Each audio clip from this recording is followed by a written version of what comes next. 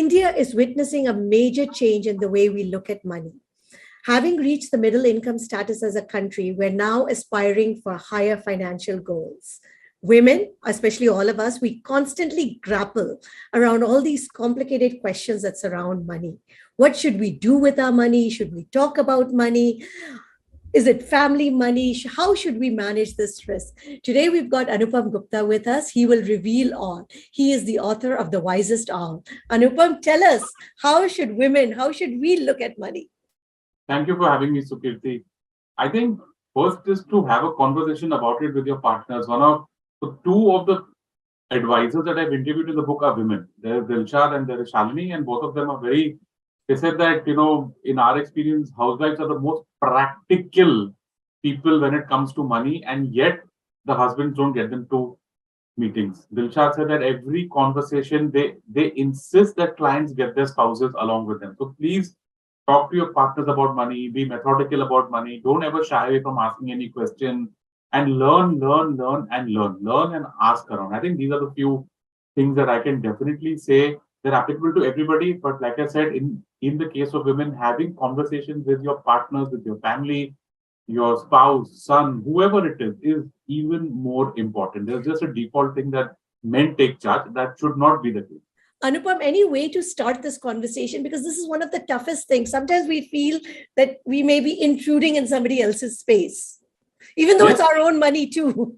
So I think first is just to sit down and say, why are you having this? Because money is one of the, after fitness, money is the most important determinant of your well-being in your life. And when I mean money, I mean the outcome of all your hard work, this video that you're making, the book that I'm writing, all of them somewhere is something that we enjoy doing. And some of it is, of course, we do it free of cost. I'm not writing a book for the money for sure. But our lives are spent in our daily job or our business or whatever that we do. And the money is the outcome of that. Now, if you don't, that's a good place to start from. Like, you tell your husband or your partner, hey, have you thought about our money? Have you thought about our goal? Have you thought about our aspirations? Have you thought about whatever it is, buying a house, education for children, even a mobile phone that costs a lot these days? How are we going to plan for it? So what do we need to do about it? Where is our money? What do we earn? What do we spend? What are our savings? So start from the basics. Believe me, even the basics, that conversation can take a very long time. Fantastic. So I love tip number one. Let's just start talking about it. What else should women be thinking about when it comes to money? I think from the wisdom that I've got from the advisors who are out there, I think in case of women, the stage of life is very important. Dilshad, Shalini both mentioned about this. And women tend to go through it much more than men. And they spoke about how widow, divorce, single mother, all of these are very unique situations. So women that call for a very different approach towards financial planning. So the same situation that was there for you when you were married will not be there when you're on your own.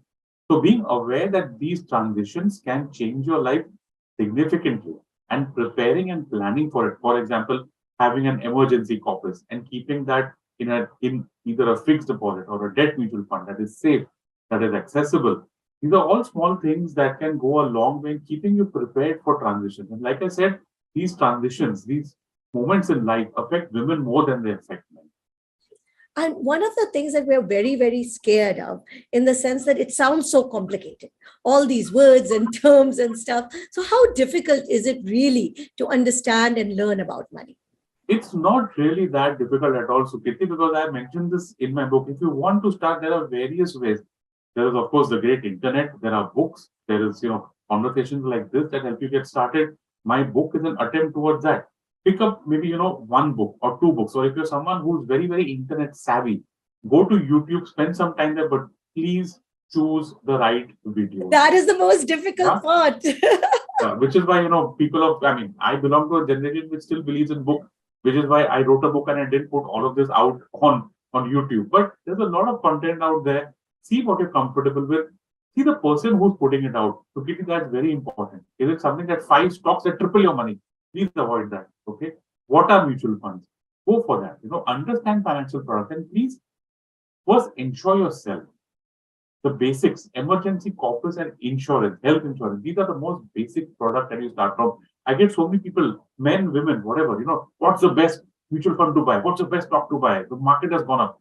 And when I ask them about your health insurance, what is health insurance? I have, my company has. Please realize that you need to have your own policy. So there are certain financial basics. Please get that into place before you start looking at investment. Any other advice that you would like to give as we are talking about? Goal planning, Sukriti, always goal planning. People get carried away with this whole thing about how my portfolio has to perform the best. In my family, it has to be the best. In my social circle, it has to be the best. Because I love, who doesn't love, doubling, tripling your money, especially in the market that has been going up the way that it has in the last few months. But we need to look upon it as goal planning. One of the insights that came to me from one of the planners was that people come to me, and here I'm talking about the planner, the advisor, saying that how do I get 10% more return on my portfolio? He said, let me have a conversation with you. Why? How about we start from, can you spend, or rather, can you save 50,000 more from your, from your daily life? That takes the conversation in a very different direction. So taking the savings out to the maximum extent possible, okay, without, of course, compromising on your lifestyle. No one is saying that you have to, live the lifestyle that you want to, provided you're comfortable with it. But please focus on your saving, okay, because all of us have got about a 20, 30, 40-year career. At the age of 65, what will matter is what's left for retirement. And today, of course, you know that people are living longer. Women statistically live longer than men, okay? So you need to keep that pot of money, that corpus, for when you retire, for your responsibilities, because after the age of 65 to 70, the expenses continue, the income does not. So you need to be prepared for that stage. So goal planning, retirement planning, all of these are very important. Now, my last question. We're always worried about losing money when we go into the stock market. So tell us a little bit about that. Well, you are going to lose money. That's the bad news.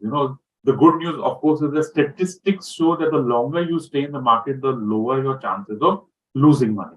So if you're there for a year, it's like a coin toss. 50% you'll make, 50% you'll lose, or something of that sort. 3 years, 5 years, 10 years, 15 years, 20 years, the chances of loss keep on going down. So if you have a plan, that's why I said financial planning, goal planning. If you've got a 10, 15, 20-year long plan, then I think the chances of you losing money in that scenario, even if you stick to basic products like an index fund, the chances of you losing money over the long term, statistics show, is lower. It's, there's no guarantees, of course, in the stock market, but statistically, the longer you stay, the lower your chances of losing money. Well, thank you, Anupam. That was great. Thank you for having me.